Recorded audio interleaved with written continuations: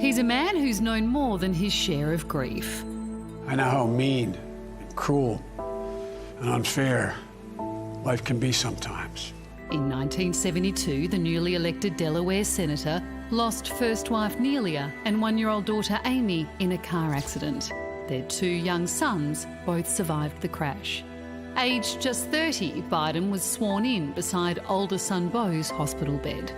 If in 6 months or so there's a conflict between my being a good father and being a good senator, we can always get another senator, but they can't get another father. Rather than derail his political career, the tragedy fueled Biden's ambitions. I found the best way through pain and loss and grief is to find purpose.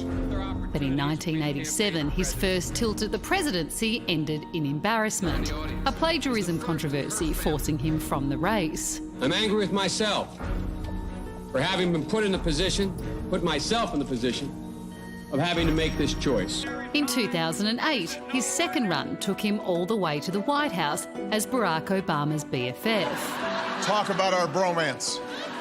Reborn as Uncle Joe, Biden was a popular vice president. But in 2015, another loss. His son, Beau, succumbing to brain cancer.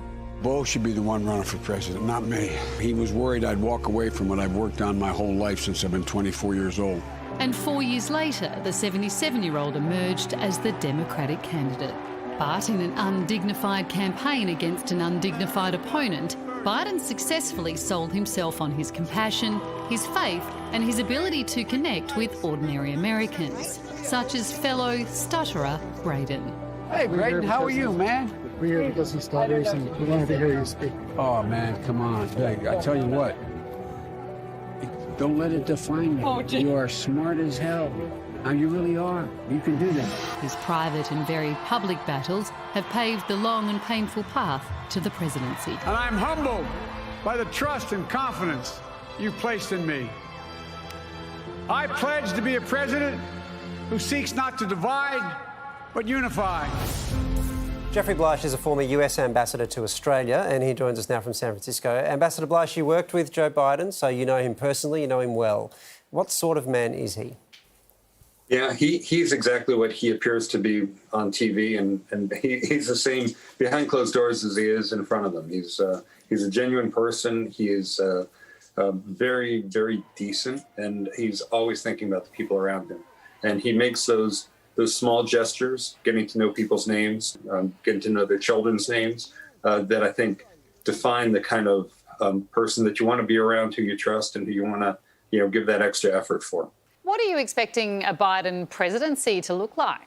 I think in some ways it will be very different because it'll be so normal. He's very focused on traditional American values, constitutional principles, working across the aisle. And I think his focus is going to be trying to heal some deep rifts within the country and do it the old-fashioned way. So he's going to start with, I think, a focus on the pandemic and healthcare. I think he's going to focus on some longer-term challenges that we have in our economy, including, just job stimulus and infrastructure bills. And then I think he's going to take on some harder issues, dealing with systemic racism and long-term effects of climate change upon our economy and our country. Jeff, there's still another 2.5 months before Joe Biden gets into the White House. Are you concerned at the amount of damage Donald Trump could do if he decides to burn the place down? Yeah, look, there has been a fantastic tradition in the United States of an orderly transition of power.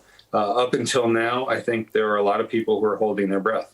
President Trump has not formally conceded. At the same time, he has not gone out and tried to directly incite people to prevent Joe Biden from taking office. He's simply said that he has legal remedies that he wants to pursue before he makes a final decision. I'm hoping that the better angels of our character and the cooler heads in Capitol Hill will prevail in ensuring that there is an orderly and peaceful transition, and a prompt one, so that the important work of President-elect Biden can begin. You're a former US ambassador to Australia. How does the Biden presidency change our relationship with America? Well, again, I think it's going to feel strikingly normal. There is a tremendous respect that Joe Biden has for Australia and for our partners and allies around the world, and for alliances and multilateralism generally. I know how much Joe Biden loves Australia, because every time he sees me, he starts talking about Australia and what a great partner it is, what great people Australians are. You're not going to have to worry about, awkward phone calls and insults from the president. And I also think that there will be, a greater appreciation for deep foreign policy issues. President Trump tends to be a bilateralist, and he tended to focus on the things that were, front of mind for him, rather than thinking long term and, on multiple dimensions. Joe Biden has spent 40 years in the foreign policy community. He really understands these issues with great depth and granularity, and I think that'll come across when he's speaking to Australian counterparts. Jeff, thanks very much for speaking to us tonight. Thank you.